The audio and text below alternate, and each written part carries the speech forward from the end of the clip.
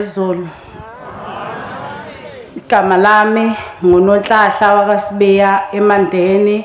ngaphansi kwenkosi uMathonsi. Ngigcina ngilana ngangizocela enkosini ukubuza ukuthi umkhulu kanti wayenzani inkosi uShembe. Ngafike ngasebenza thema sengihamba wathi bamaji ungahambi qala phansi usebenze. Wakuthuthwa inhlabathi ayibekwa lapha iyokhanda ePalace. Ngaqala phansi ngasebenza ngaze ngahamba ngomsombuluko. Ngathi uma ngifika ekhaya ngafike ngahlala ngalala kwathi sekuyi inkonzo yantambama ulala nathi.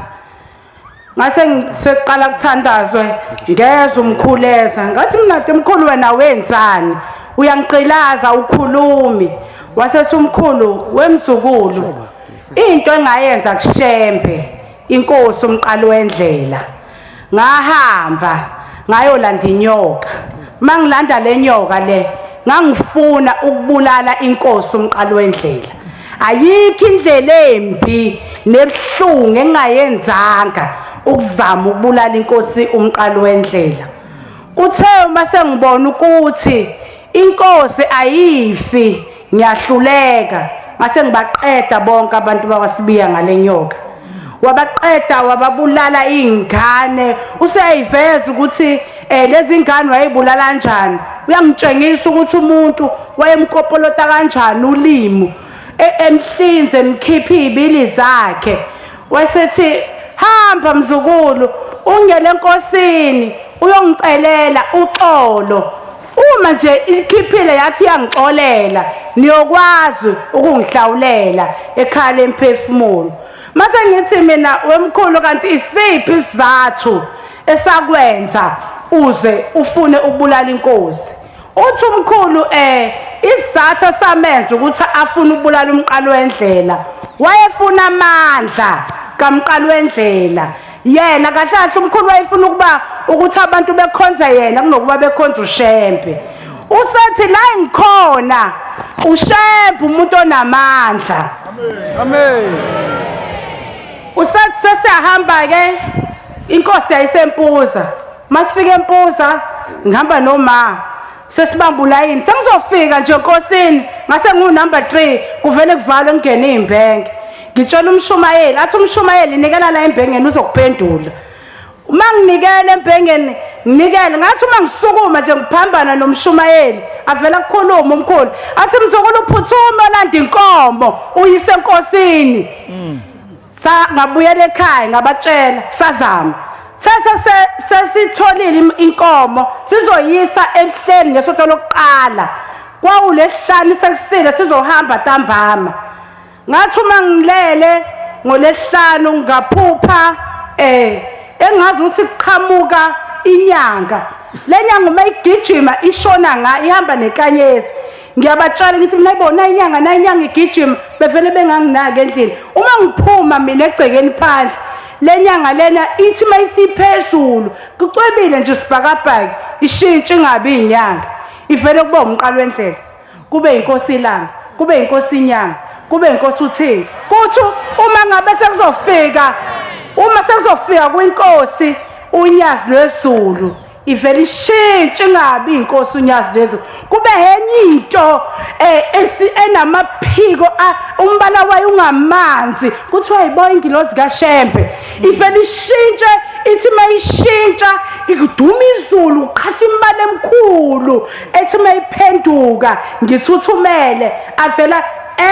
ithi mayisa lento ngombani iza ngamandla iqonde emzini wasekhaya ithi mayifika ibonakala ivele iphenduka kube ingubo eblue imboza umuzi wasekhaya wonke ithi uma umboza umuzi wasekhaya kuthiwa nayo ingilozi kaShembe amen sambe masamba sifike nesabatha sibamba ulayini masofika sambe so ithi kuthiwa solanda inkomo masamba solanda inkomo la sibophele khona egcawini masifika inkomo ivele ingafuni umuntu ilwe nabantu inkomo ngivele ngithi wemkhulu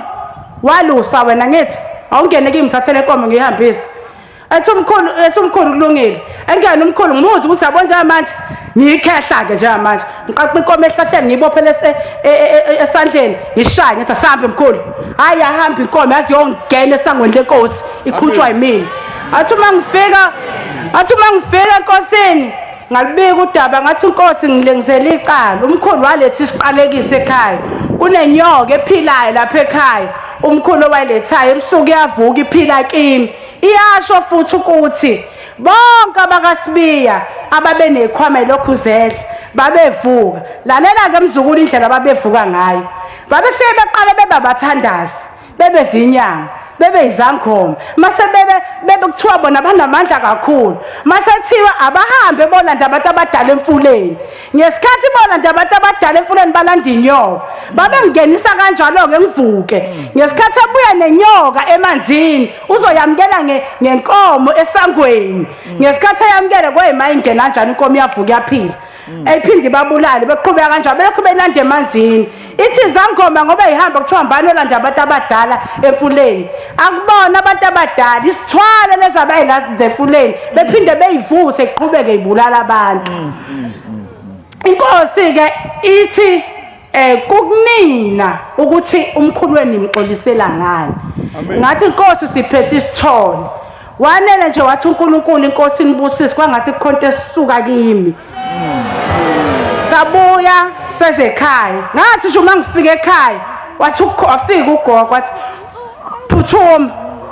phuthuma uhambe uye ekhaya emphefumulo uyoguqela umkhulu wakho bemphuca isikhwama bephinde futhi bemphuce inyoka esandleni sakhe ngoba umkhulu wakho into wayazi emhlabeni wayazi ukuthi inyoka uyayibamba ayenza umuthi uyayibamba ayidle uyayibamba alumba abantu yingakho umzimba wakho nesisu sakho sithwele inyoka umkhulu wakho uphila kuwe inyoka bengizizwa-ke vele ihamba kimi kodwa ngalithola iqiniso ukuthi kahle kahle yile nsila kalomkhulu uphila ngale nyoka ngoba ngizile la kuthi umkhulu angizomguqela ngokuthi